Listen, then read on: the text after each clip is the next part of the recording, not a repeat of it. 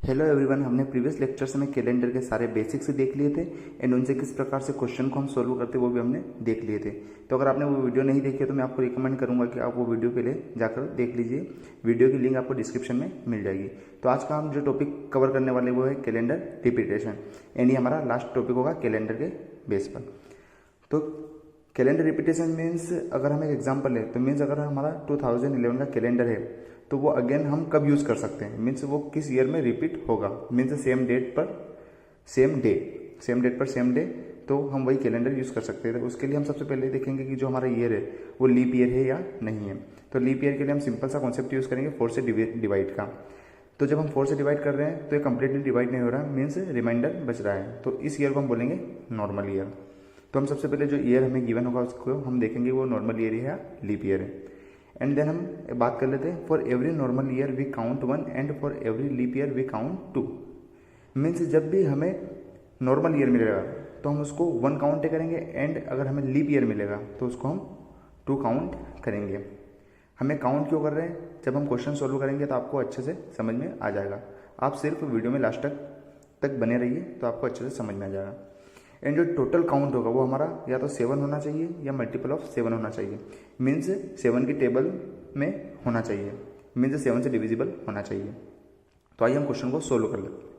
तो हम क्वेश्चन लेंगे 2011 वाला, ये मीन्स 2011 का कैलेंडर हम यूज़ कर सकते हैं।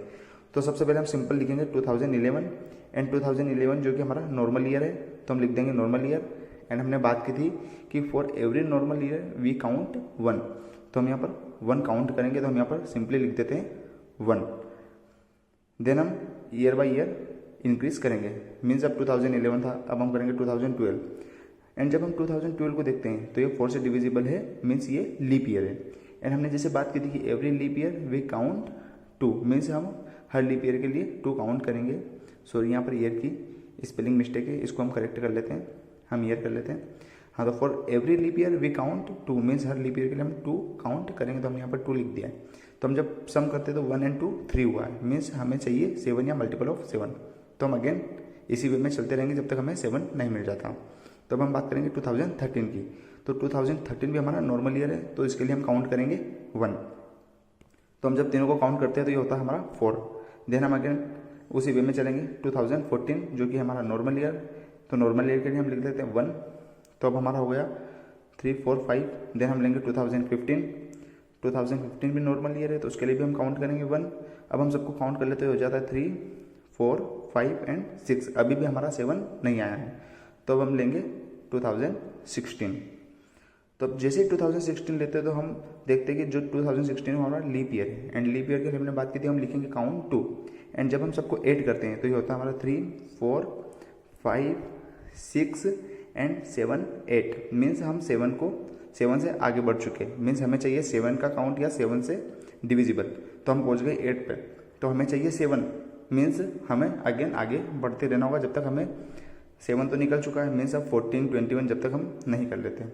तो जब हम इसी वे में आगे जाएंगे तो हमें 2021 तक जब हम जाएंगे तो हम देखेंगे कि जो हमारा काउंट है वो टोटल होगा 14 तक हम पहुंच जाएंगे। एंड 14 इज डिविजिबल बाय 7 और मल्टीपल ऑफ 7।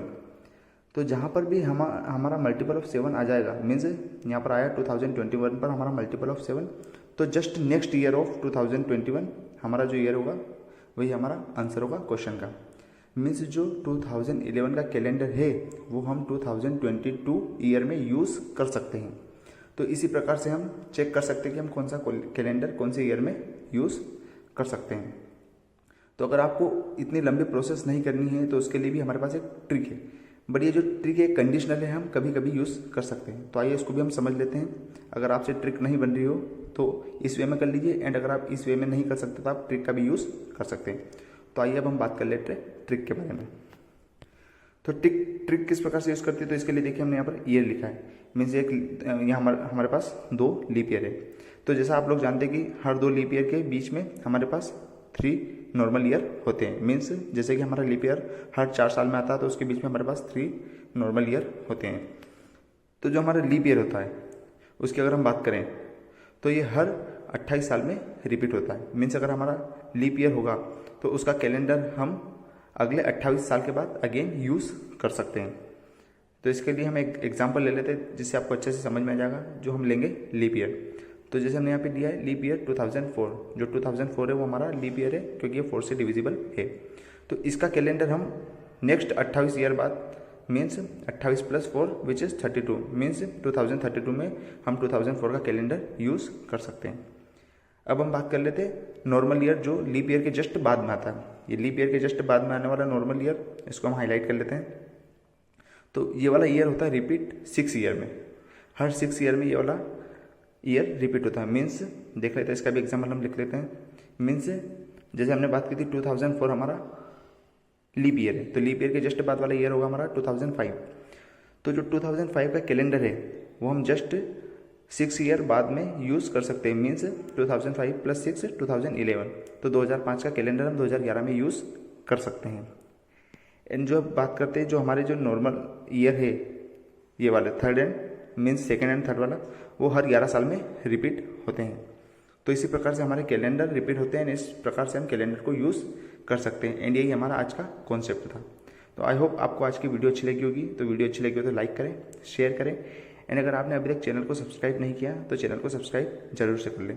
एंड मैं आपको रिकमेंड करूँगा कि अगर आपने प्रीवियस वीडियो हमारी नहीं देखी है तो वो भी आप जाकर देख लीजिए, ताकि आपको कैलेंडर के सारे कॉन्सेप्ट क्लियर हो जाएंगे। तो आज के लिए इतना ही, मिलते हैं नेक्स्ट वीडियो में। Thank you.